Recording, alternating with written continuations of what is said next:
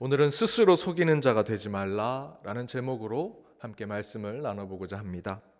오늘 말씀의 간단한 역사적 배경은 시드기야 왕이 유다 왕의 마지막 왕으로 등극하지요. 하지만 시드기야 왕은 바벨론의 섭정에 따라서 바벨론이 세운 허수아비와 같은 왕으로 세움을 받습니다.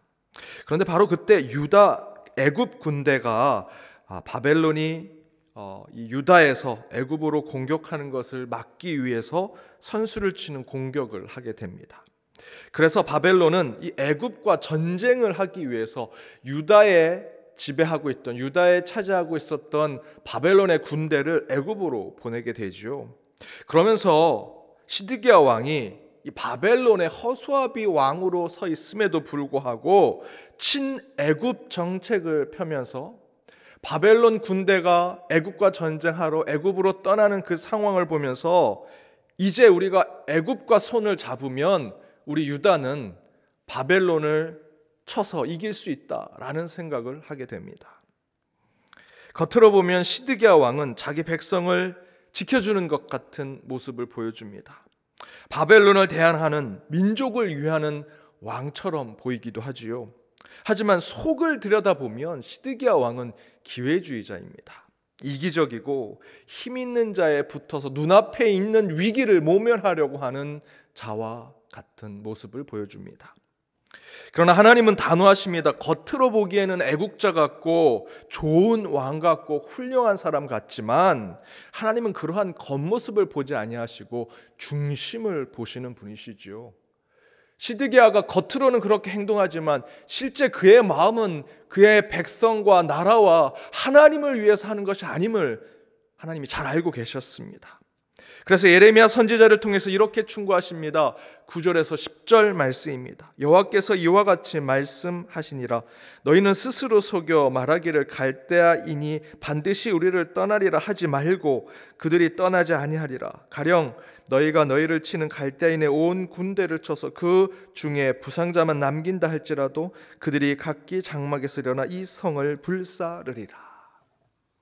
9절에서 예레미야 선지자는 하나님의 말씀을 대언합니다. 그리고 이렇게 이야기하죠. 스스로 속이는 자가 되지 마라.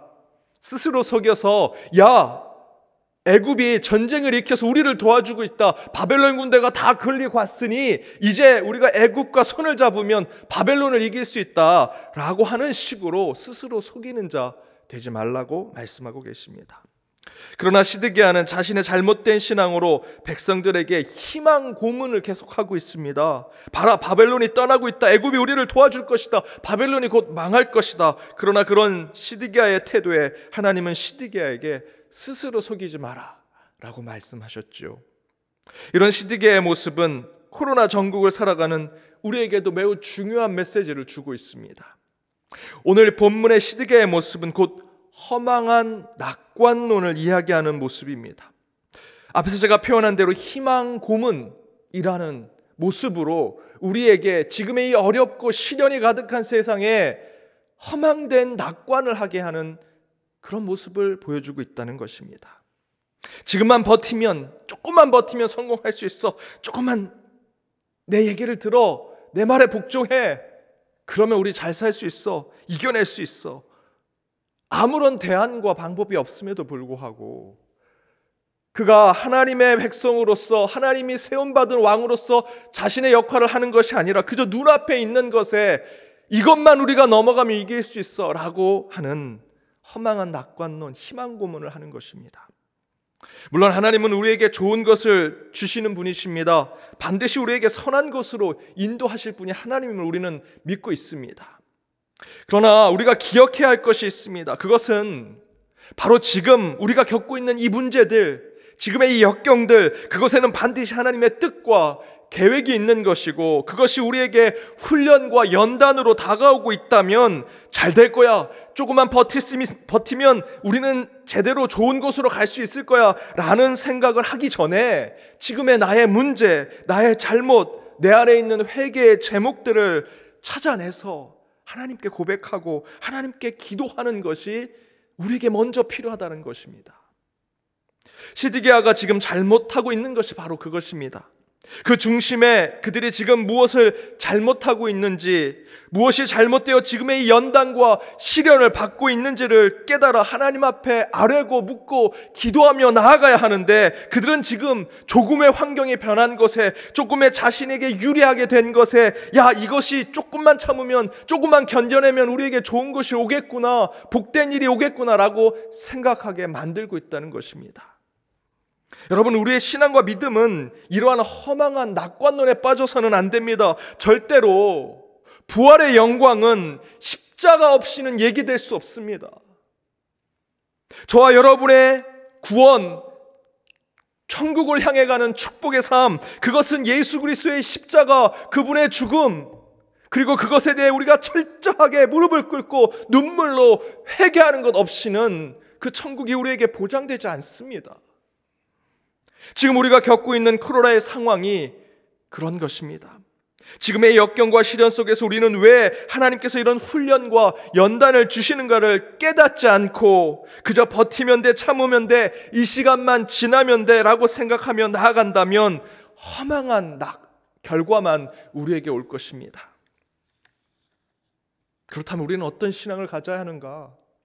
먼저는 교회 안에 시드기야와 같은 신앙과 믿음의 허망한 낙관론을 가진 사람들, 그러한 사람들을 조심해야 합니다.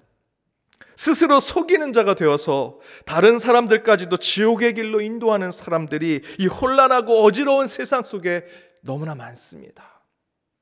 우리는 반드시 이 시드기야와 같은 허망한 낙관론에 빠져서 나만 믿어, 조금만 벗어나면 돼, 눈앞에 있는 이익과 유리한 것을 찾고 쫓아가는 자를, 그저 그를 따라가는 것이 아니라 오직 예수, 오직 말씀만을 붙들고 살아가는 그리스도인이 되어야 한다는 것입니다. 시드기야에 대비되어 예레미야 선지자가 하나님의 말씀을 대언하는 자로 인정받은 것은 다른 것이 아닙니다.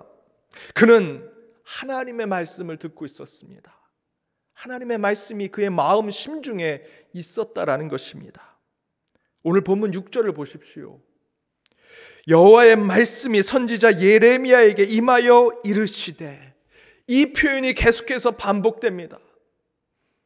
유다는 바벨론의 패망에서 곳곳의 혼란과 어지러운 상황 속에서 누구도 어떤 소리에, 어떤 권위에 우리의 마음을 두고 누구를 쫓아가야 될지 몰랐을 때 예레미야 선지자에게는 계속해서 하나님의 말씀이 임하였다라는 것입니다.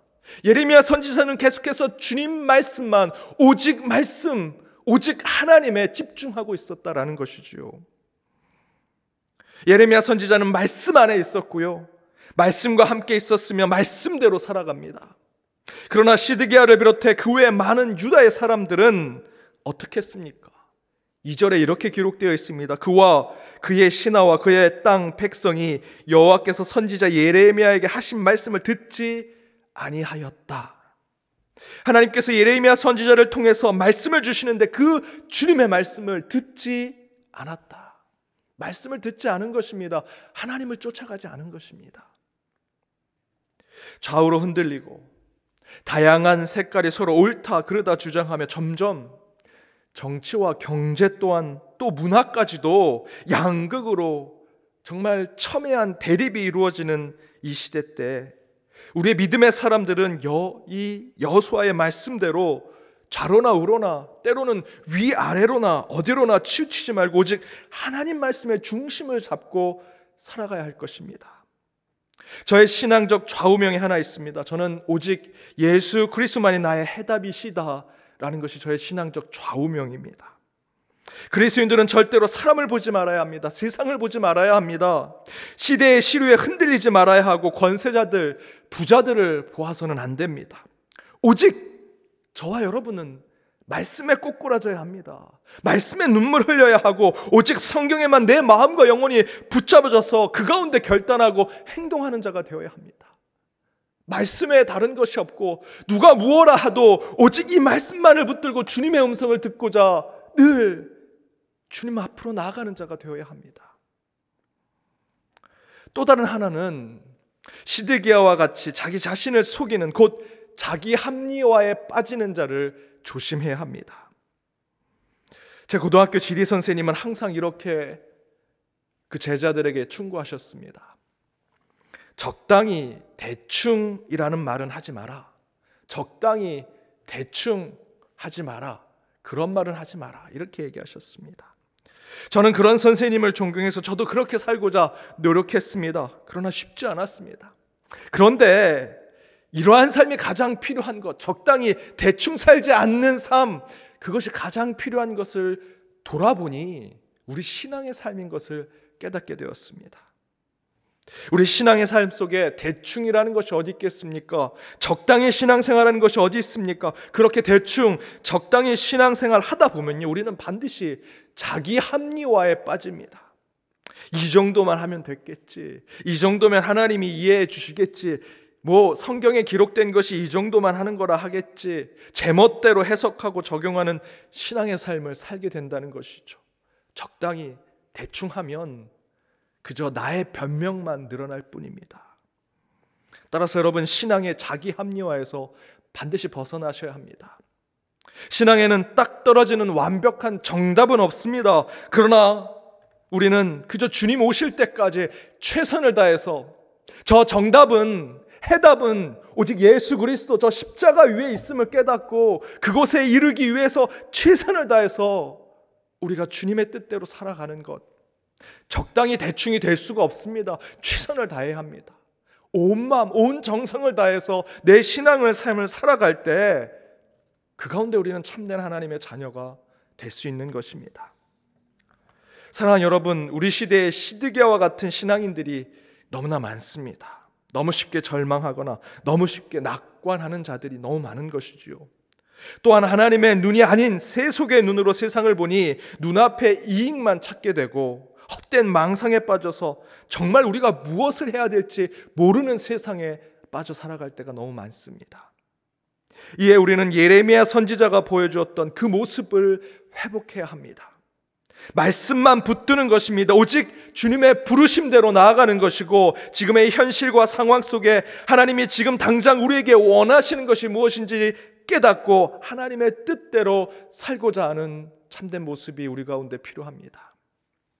코로나 전국 속에 우리는 곧 잘 될 거야 라고 하는 시드게의 허망된 낙관론 대신에 이 코로나 사태를 통해서 우리 교회가, 우리 가정이, 내 일터가, 내 신앙의, 내 심령이 무엇을 회개하고 무엇을 깨달으며 무엇을 위해 이 교회와 믿음의 삶을 위해서 다시 나아가야 할지 철저하게 기도하고 고민하는 그리스도인이 될 때 우리 신앙을 비롯해서 우리 한국교회도 다시 서게 될 줄 믿습니다. 여러분, 눈앞에 있는 것에 스스로 속이는 자가 되지 마십시오. 오직 예수, 오직 말씀만 붙들어 주님이 원하시는 그 십자가의 길을 걸어가는 저와 여러분이 되기를 주님의 이름으로 축복합니다.